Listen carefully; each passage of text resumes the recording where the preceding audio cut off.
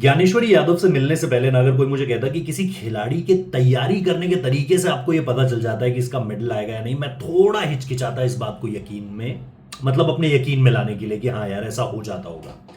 लेकिन बर्मिंघम में हम थे, इंडियन क्रिकेट टीम ऑब्वियसली वहां पर थी, ओडीआई टीम शुरू, ओडीआई मैचेस शुरू होने वाले थे, और इसी बर्मिंघम में जहां पर 2022 में ऑब्वियसली कॉमनवेल्थ गेम्स भी हुए थे, वहीं पर एक कैंप चल रहा था वेट लिफ्टिंग टीम का।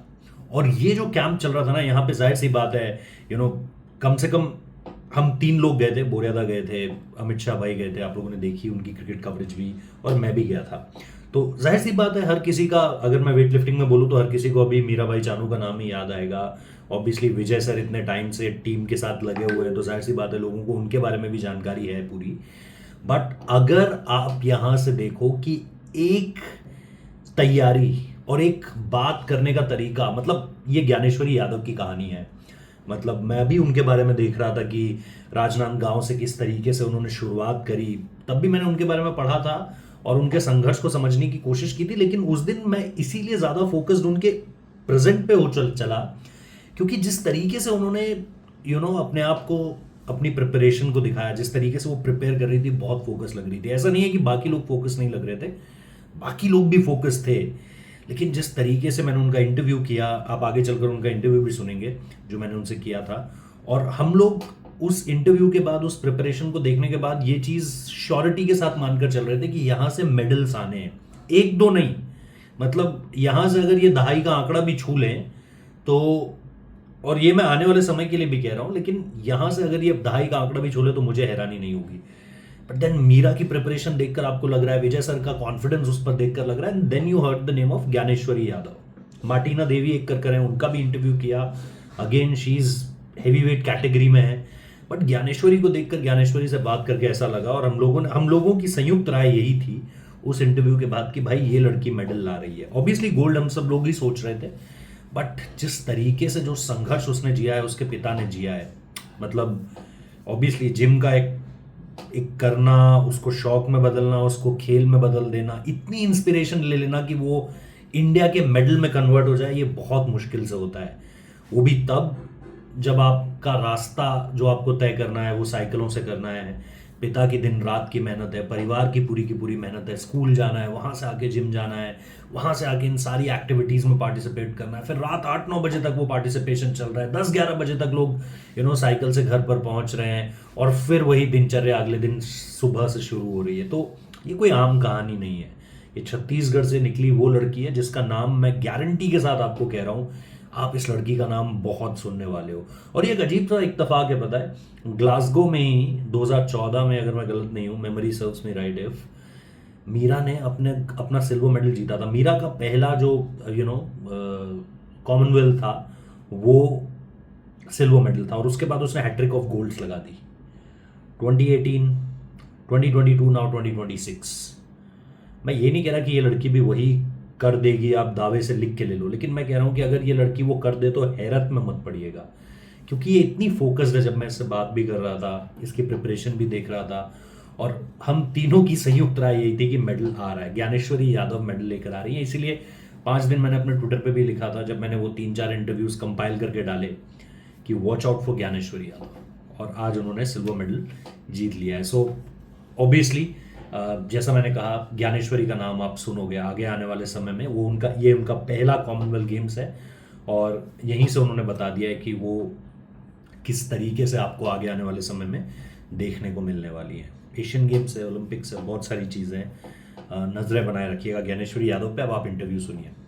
बर्मिंघम में है हम इस समय पर, और यहाँ पर जो है इंडियन वेट लिफ्टिंग टीम जो है तैयारी कर रही है। कॉमनवेल्थ गेम्स हैं, एशियन गेम्स हैं, आगे की प्रिपरेशन के लिए रेडी कर रही है कुछ। ज्ञानेश्वरी यादव है मेरे साथ। पहले तो ज्ञानेश्वरी, बहुत कंग्रेचुलेशन आपको।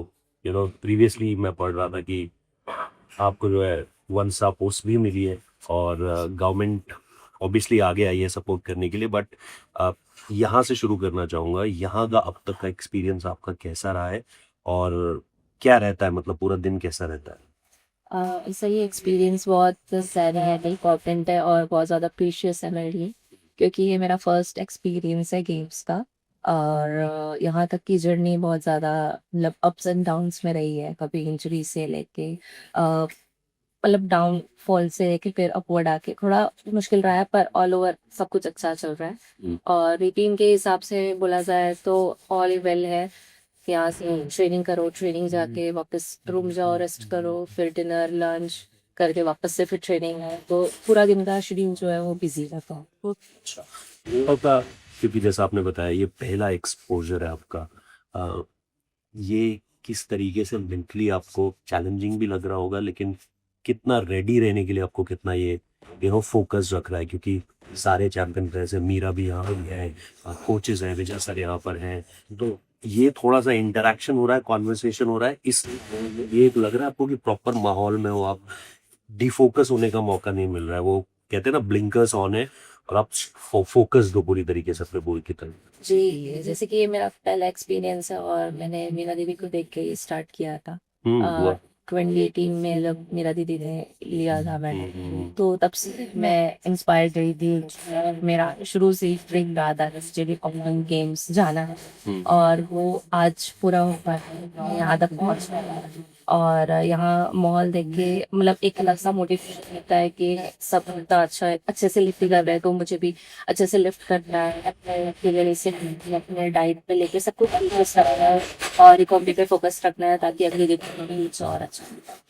मेडल को लेकर के बात करते हैं यहाँ पे लोग कि आपसे काफी उम्मीदें हैं ऑलरेडी, जब सर से भी बात करी थी तो सर ने कहा ज्ञानेश्वरी है, जिससे बहुत उम्मीदें हैं। आपको ये फील हो रहा है, बिकॉज जैसा मैं बार बार इस बात को इसीलिए कह रहा हूँ, एक्सपोजर, पहला मौका, क्योंकि ये सब कुछ पहली बार है आपके लिए, तो आपको ये एक इसके वेट के साथ साथ आपको ये वेट भी फील हो रहा है कि हाँ यार ये इस एक्सपेक्टेशन है, गोल्ड सिल्वर मतलब पोडियम पोजीशन और ये सारी चीजें फील हो रही हैं। हाँ जी।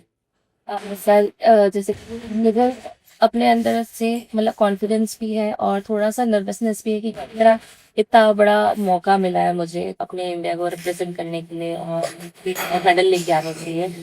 पर मैं अपनी तरीके से पूरी मेहनत कर रही हूँ और पूरा अपना 100% एफर्ट लगा दूंगी पोडियम फिनिश करने के लिए, और सभी ने जो उम्मीद लगाया है उसमें लगा गया है। वेट को लेकर के कोई बहुत ज्यादा ऐसे बटरफ्लाइज तो नहीं रहते कि यार कितना जा रहा है, क्या जा रहा है, क्या खा रही हो, क्या रह रहा है? नहीं, उसका कोई प्रॉब्लम इश्यू नहीं रहता है। मेरा वेट जो अनस्टेबल रहता है। मैं 53 में अभी मैं 49 में करती थी, वो ऑलमोस्ट मेरा बॉडी वेट 51 52 समथिंग ऐसा ही रहता, तो मुझे यहाँ पे आके लोग बोलते हैं आइसक्रीम बहुत अच्छी है, पिज्जा बहुत अच्छा है। मीरा की अपनी अपनी एक हिस्ट्री रही है। मीरा मेरे पास से जब भी मिलती है तो कहती है कुछ ना कुछ लेकर आइएगा मेडल, उसमें रहती है वो एक स्टोरी। तो अब I wish you all the best Dnyaneshwari. तो ज्ञानेश्वरी हमारे साथ थी, जैसा मैंने कहा कि यहाँ पर जिस माहौल में वो इस समय पर प्रैक्टिस कर रही हैं, काफी फोकस है, तैयारी पूरी है, जैसा उन्होंने कहा। She is confident also and with the same time वो थोड़ी सी नर्वसनेस रहनी जरूरी होती है ताकि वो आपको ओवर कॉन्फिडेंट ना कर दे। Thank you so much from Birmingham.